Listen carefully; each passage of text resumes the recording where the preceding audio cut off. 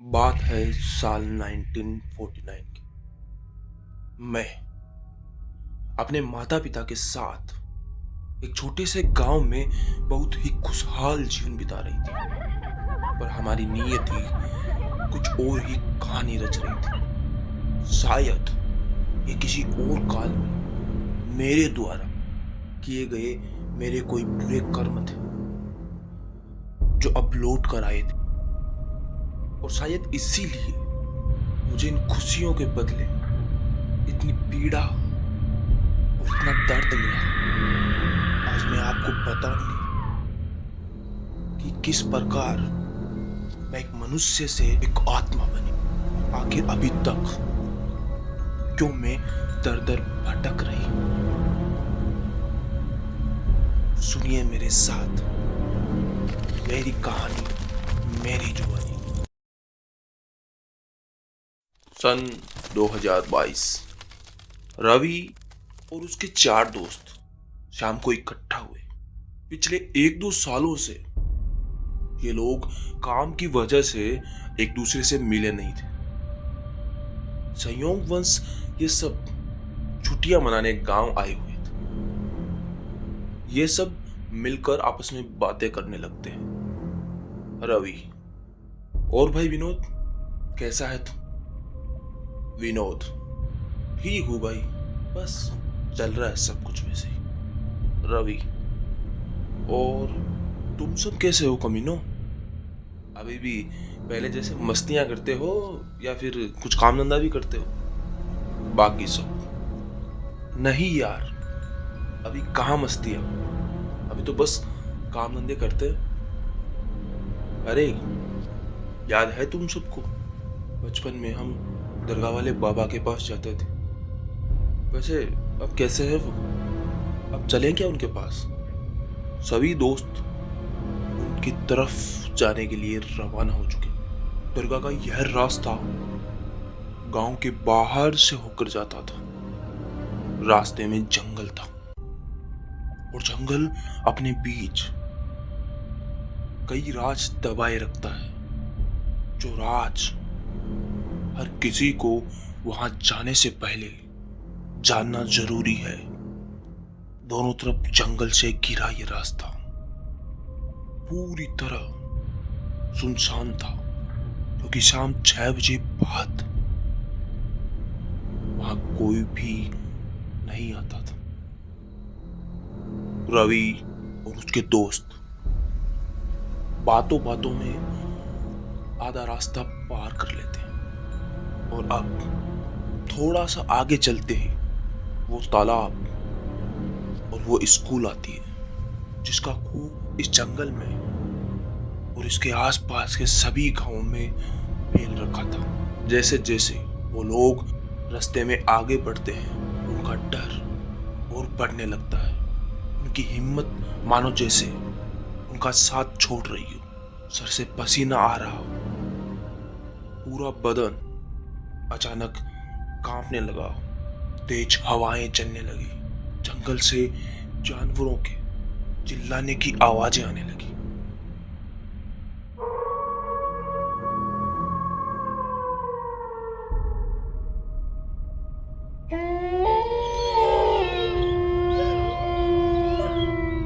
रवि के चारों दोस्त बुरी तरह से डर चुके थे, क्योंकि आज से पहले इन्होंने उस जंगल के बारे में जो सुना था वो सच होने जा रहा था।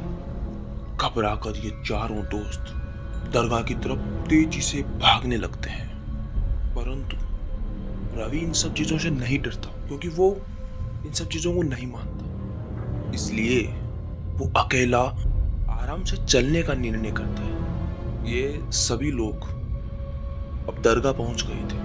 वहां पहुंचकर रवि के दोस्तों की जान में जान आती है। इस रास्ते पर आने की वजह से रवि के मन में काफी सवाल उठने लगे कि आखिर इस तालाब में ऐसा क्या है, और क्यों शाम 6 बजे बाद यहाँ कोई नहीं आता जाता? क्यों सब लोग वहां से डरते हैं? गांव में एक ही स्कूल होके भी ये बंद क्यों है? सब लोग बाबा को प्रणाम करते हैं। बाबा, अरे बच्चों, तुम सब आज इतने दिनों बाद, वो भी इतनी रात को, तुम्हें पता है ना ये रास्ता कैसा है? विनोद बोलता है। बाबा जी, ये रवि है ना, ये आपसे मिलने की जिद कर रहा था। बाबा, क्यों रवि बेटा, कैसे हो तुम? रवि, मैं अच्छा हूं बाबा जी, आप कैसे हैं? मैं तो जी रहा हूं बेटा, आजकल तबीयत खराब रहने लगी है। अरे तुम सब चाय पियोगे? बाकी सब। हाँ बाबा जी, आपके हाथों की चाय पिए काफी दिन हो गए। चाय पीते पीते रवि बाबा से पूछता है, बाबा जी, आखिर इस तालाब और इस स्कूल की कहानी क्या है? ये बंद क्यों हुआ और क्यों लोग इस रास्ते से शाम को नहीं जाते? बाबा थोड़ा हिचकिचाया और बोला, क्या बताऊं बच्चे, एक जमाने में यहाँ काफी सारे बच्चे पढ़ा करते थे और साल में एक बार यहाँ मेला भी भरता था। तालाब के पास एक बड़ा भला परिवार रहता था, एक लड़की और उसके माता पिता। एक दिन उसके माता पिता किसी काम से शहर गए। घर में वो बेचारी लड़की अकेली थी। कुछ दरिंदों ने घर में घुसकर उसके साथ बहुत अत्याचार किया और अंत में उसे जलाकर इस तालाब के बीचों बीच फेंक दिया। वह बेचारी सुबह तक तड़पती रही, पर किसी ने भी उसकी मदद नहीं की। और कुछ ही दिनों बाद स्कूल में आने वाले बच्चे धीरे धीरे तालाब में गिरकर मरने लगे। उसका खून इतना बढ़ चुका था कि जो कोई भी चीज तालाब के नजदीक जाती वो उसे अपनी तरफ खींच लेती। कुछ लोगों ने काफी बार रीतू की आत्मा देखने का दावा किया। समस्या बहुत बढ़ चुकी थी। एक एक कर गांव में से काफी लोग गायब होने लगे। इसका समाधान करने के लिए एक तांत्रिक को बुलाया गया। तांत्रिक वहां तालाब के पास अकेला गया और जब वो लौटा तो पता नहीं गांव वालों को उसने एक अजीब ही इलाज बताया इसका, जो आज तक शायद किसी ने भी नहीं सुना था। उसने गांव वालों से कहा, यदि कोई व्यक्ति स्कूल के बीच में जाकर स्कूल के बीच वाले कमरे में बैठकर वहां पर मिठाई खाकर वापस जिंदा आ जाता है तो यह कला टल जाएगी, जो आज तक शायद किसी ने भी नहीं सुना था। तांत्रिक की यह बात सुनकर पूरा गांव सोचने पे मजबूर हो गया कि भला मिठाई खा के आने से ये परेशानियां कैसे खत्म होगी। बहुत वाद विवाद के बाद एक फैसला लिया गया। इस काम के लिए गांव के एक पहलवान को चुना गया। अगले दिन रात 12 बजे पहलवान तैयार हो गया। उसने 2 लड्डू अपने हाथों में लिए और स्कूल की तरफ चल दिया। वो जाके उस कमरे में बैठ गया।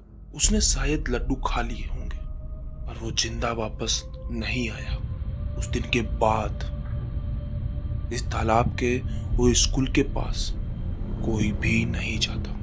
जो भी शाम 6 बजे बाद या सूरज ढलने के बाद यहाँ से गुजरने की कोशिश करता है तो ऋतु की आत्मा उसे मार डालती है या उसे पागल कर देती है। बाबा की यह बात सुनकर सारे दोस्त यह सोचने लगते हैं कि वापस कैसे जाएंगे, और रवि के मन में कुछ और ही चल रहा था।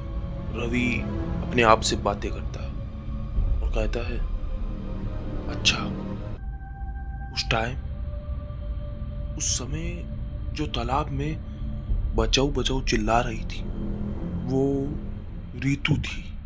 दोस्तों, चलते हैं, बने रहिए दूसरे पार्ट तक। अगले भाग में ये कहानी और भी मजेदार होने वाली है। सस्पेंस और डर इतना कि आपके रोंगटे खड़े हो जाएंगे। लोगों से तो कई कहानियां आपने सुनी है, पर यह कहानी खुद एक प्रेत की जवानी है। मैं प्रेत खुद आपको बताऊंगा मेरे साथ आखिर क्या हुआ। बने रहिए हमारे साथ। चैनल को सब्सक्राइब कर लें और वीडियो को लाइक करें, और अपने मित्रों से जो बोलते हैं ना कि हम नहीं डरते, उनके साथ ये वीडियो शेयर करें।